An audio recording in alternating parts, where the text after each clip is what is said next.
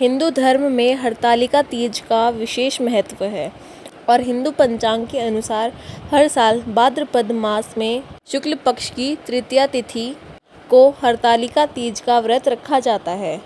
ऐसा माना जाता है कि इस व्रत को करने से पति की दीर्घ आयु होती है और वैवाहिक जीवन भी सुखद रहता है। हरतालिका तीज के व्रत में भगवान शिव और माता पार्वती की विधि विधान से पूजा की जाती है। यह व्रत सबसे कठिन व्रतों में से एक माना जाता है क्योंकि इस व्रत के अनुसार इसमें अन्न और जल ग्रहण नहीं करना चाहिए। इस बार भाद्रपद मास के शुक्ल पक्ष की तृतीय तिथि प्रारंभ हो रही है।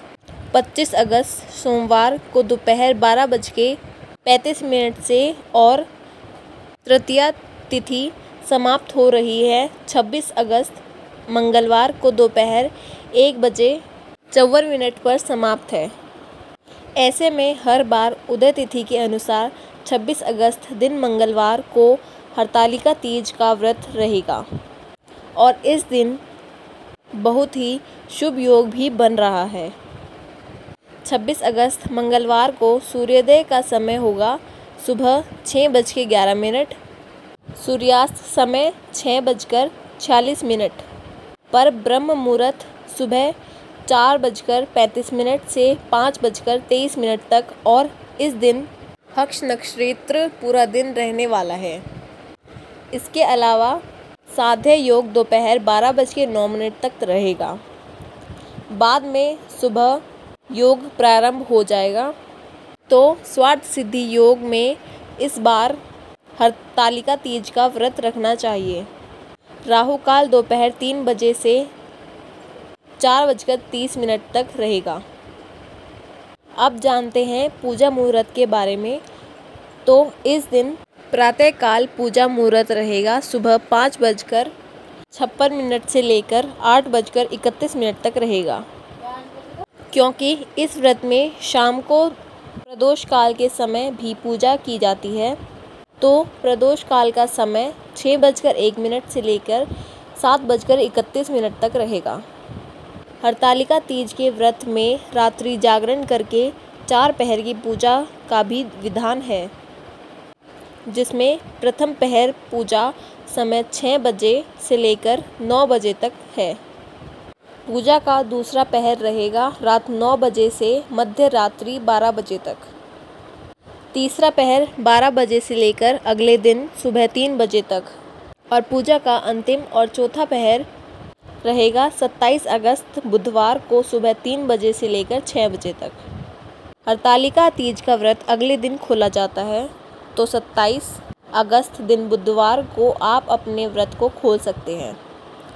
सुबह 5:40 से लेकर 7:05 के बीच में हरतालिका तीज के व्रत से एक दिन पहले सात्विक भोजन करें। महिलाओं को सिर से स्नान भी करना चाहिए क्योंकि तीज के व्रत में साबुन, शैम्पू, तेल आदि का प्रयोग नहीं करा जाता है और व्रत रखने वाली महिलाओं को इस दिन जल्दी उठकर स्नान करने चाहिए।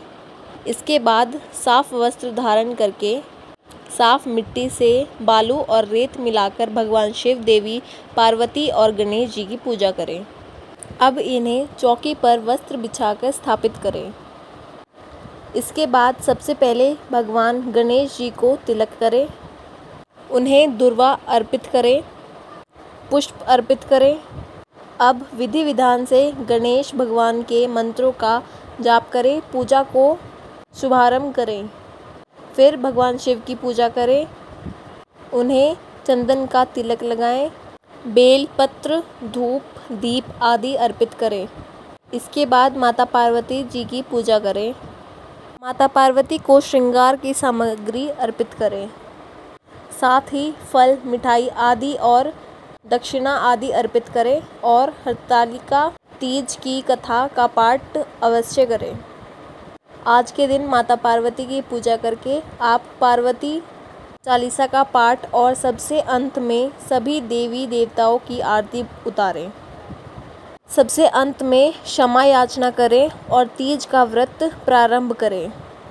पूरा दिन कम से कम बोलें, व्रत के नियमों का पालन करें। कोई ऐसा काम ना करें जिससे व्रत खंडित हो जाए। जो भी महिलाएं किसी कारणवश इस बार निर्जला व्रत रखने में सक्षम नहीं है, वे थोड़ी थोड़ी मात्रा में फल, जल या दूध का सेवन करके इस व्रत को रख सकती हैं। यह थी आज की वीडियो। उम्मीद है आपको पसंद आई होगी। धन्यवाद।